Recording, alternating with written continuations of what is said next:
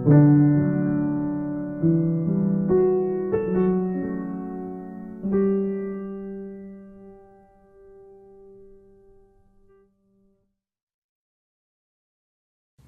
want to talk about some of the stereotypes and misconceptions that I think especially young women and young people in general face. There is a stereotype and a misconception that young people don't know how to advocate for what they want or know how to advocate for their rights, or that young people's work shouldn't be taken seriously in the human rights arena. I'm reminded of a video that I saw the other day that shows a girl who is a Girl Scout and is advocating for the passage of child marriage legislation in her state. And the one of the lawmakers didn't take her project seriously because he basically said that she's a student, she's a Girl Scout, what she's doing isn't serious and isn't important. What's misguided and unfortunate about that perspective is that, especially in the case of child marriage, you have somebody saying that this person shouldn't be taken seriously because she's a young person, but then also young people are the ones that are affected by child marriage and by other human rights violations. And so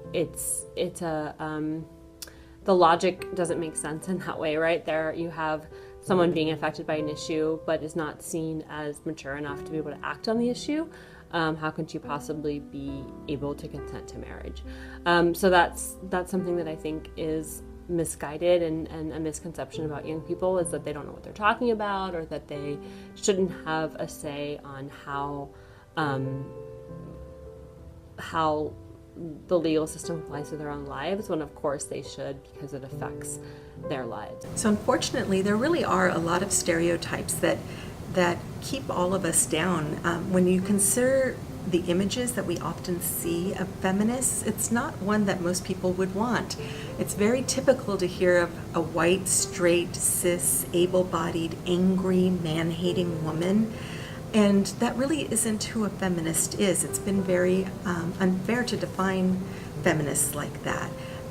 What we know, especially from the marches that have been going on this year, it's really all women. It's LGBTQ women, women of color, immigrant women, and that means documented and undocumented women, women with disabled bodies, women who are trans. It's a celebration of all of our differences, and feminism is something that allows for the whole woman to show up and a space for everyone to be free. The thing about these negative stereotypes is that they really do go both ways. There's plenty of negative stereotypes about boys and men too, and no one gets served by that. Think about boys who have been told, don't cry. It's not things that boys are supposed to do. Or how many times have boys and men been told to man up and just deal with something? We all lose with these limitations. And in fact, there are today so many men who proudly stand and label themselves as feminists too. So when we think about what feminist really means, there has to be space for our male allies. The idea that women are less smart than men and they're not as good at leadership and that sort of thing, I've been thinking about that because of the election with Hillary Clinton. It was interesting. I saw someone analyzed how Hillary's popularity was at different times, and whenever she was seeking power, her popularity would really drop. So it seems like people are really uncomfortable with women's power, women seeking power, and if she was doing something like you have the Lewinsky scandal, and that's more what people are accustomed to, women having to deal with, those kinds of problems, and people felt sympathy for her, and her popularity went way up. Or when she was appointed Secretary of State, she had very high popularity then too, but when she was seeking power, whether she was running against Barack Obama or Donald Trump or Bernie Sanders or whoever it was, her popularity would plummet. Well, I think that in my era there were many stereotypes of women, and of course I'm very familiar with the Western stereotypes. But there are stereotypes as we do activism. There's stereotypes of other countries and what they've gone through.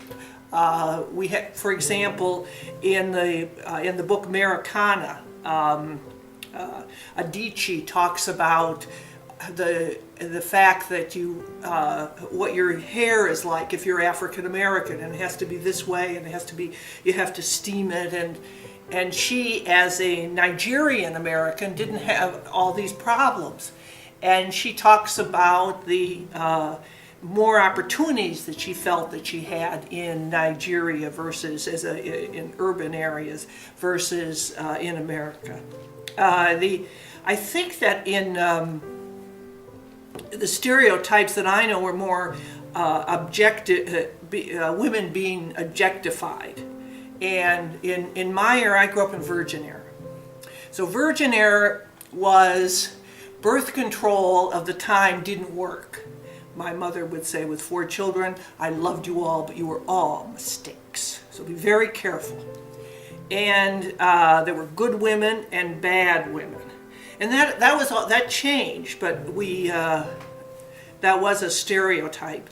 And I'm very aware personally of stereotypes of Muslims because I knew very little or nothing about Muslims. And then I lived in Geneva, and there were more refugees, particularly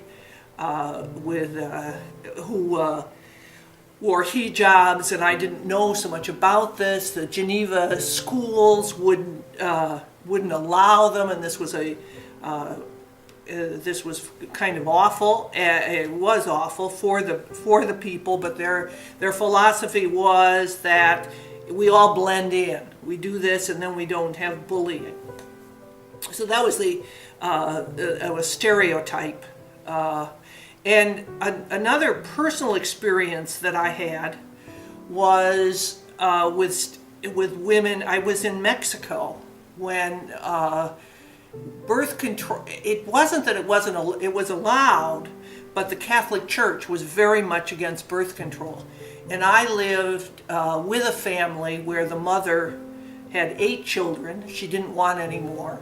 Her husband felt birth control was a sin and would not allow her to have it. So it was my job to go to the pharmacy and get the birth control for her. One is my experience with Muslim people. I didn't have them. I didn't know Muslim people in college. Didn't know if they were or not. I didn't pay much attention. So my experience was with reading, and the princess that was caught had to be a slave to the husband, or things of that sort. So when I went to Geneva, I met more Muslim people, and I was very much affected, one, by the parents that went to the same nursery school as my students, as my own children, and they dressed normally. They didn't have particular outfits on, and we had all sorts of discussions. So that was one stereotype that was taken away. And then when we came back to Switzerland, I had a course in the Muslim religion and Muslim people, and they were talking about if you wear a hijab, for example, if you have a bad hair day, you can put a hijab on. It's very nice, and plus it sometimes is cooler because it keeps out the sun. So all these stereotypes I was aware of, and one has to be careful. I think too a stereotype of the weaker woman that comes out. For example, if you look at Wonder Woman was this very nice woman who did some things, but in the end, then she married, and she was as demure as anything. But now Wonder Woman is a Wonder Woman. She's very strong and a leader, and so we've changed. That's a very good thing. By the age of 13, 53% of American girls are unhappy with their bodies. And this percentage goes up to 78% by the age of 17. A lot of girls focus on their bodies and focus on what they think they should look like. But most of the time that is stemming from the media that use Photoshop and other tricks of the trade to show us bodies that can never be attained. This distracts us and doesn't allow us to focus on the real core issues. How many times in a rape or sexual assault case do we focus on what she was wearing or what she drank or why she was there instead of the crime that happened? Within the Maasai community, women are considered to be children. Often, some of the Maasai men who work for us, who are watchmen, talk about their child who is sick. And as I asked them more deeply what's happening, it turns out it's their wife. So a wife is considered one of the children, which means that she doesn't have her own opinion. She doesn't have the ability to take care of any assets of the family. The cows, which she takes care of, but are under the control of the men. They are the ones that will decide if one should be sold, if one should be killed, or so on. Women are seen as weak. They're seen as just to be relegated to the home, to the kitchen. So therefore, they're not.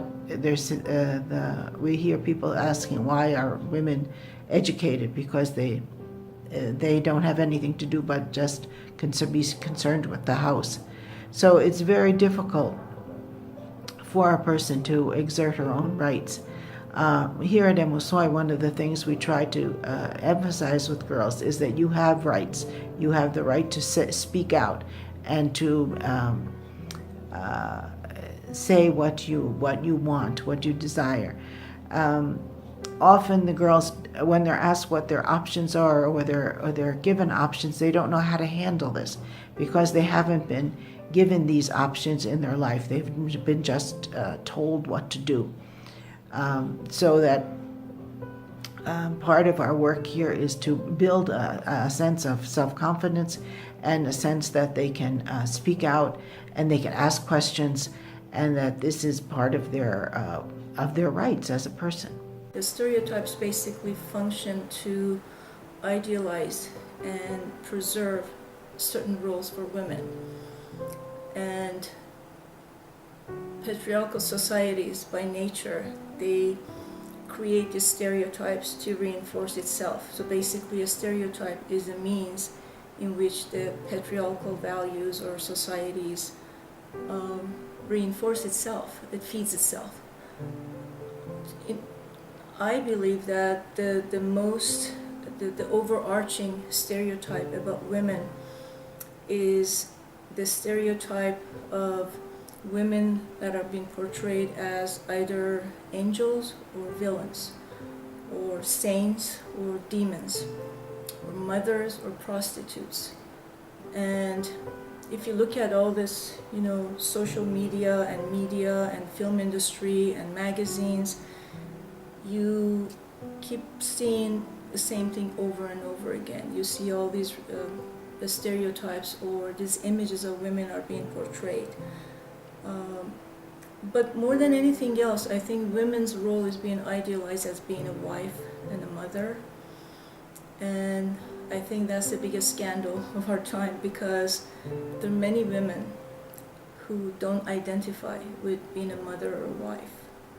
And it takes a lot for someone who doesn't choose that path to be able to stand up their own and basically don't have to explain themselves, because oftentimes you see women who choose a different path and the stereotypes are so strong that they end up explaining themselves or being isolated by family members.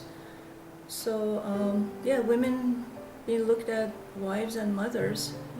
Well, there are many stereotypes in our society, and if you look at the television, for example, there's a tremendous emphasis on youth, and I see a discrimination there that women that are young and good looking are favored in television roles. On the other hand, when you come to the male counterparts, there is much more tolerance of age in regard to men on television, And then in the workplace, you find that in the higher echelons of the workplace, in CEOs, etc., you find many CEOs are male, and there's very few women CEOs, or there are exceptions to that, but there is a discrimination there. And so youth, emphasis on good looks, as opposed to emphasis on talent and education, which are regrettable that those things are not emphasized as they should be. So you have these stereotypes in our society. There is an important element also in the area of religion. You find that there's quite a discrepancy, for example, the roles that women play in religions. For example, in the Catholic Church, the whole hierarchy is male, and there are roles that women play, but the stereotypes there are the hierarchy is all male. And there are other religions which are moving away from that kind of stereotypes. For example, in the Episcopal Church, women play a more balanced role in the area of religion. So politics, we have really, again, a large discrimination in the area of women in politics. We are making more progress in the area of politics, but there's still a lot that still needs to be done on the area of stereotypes.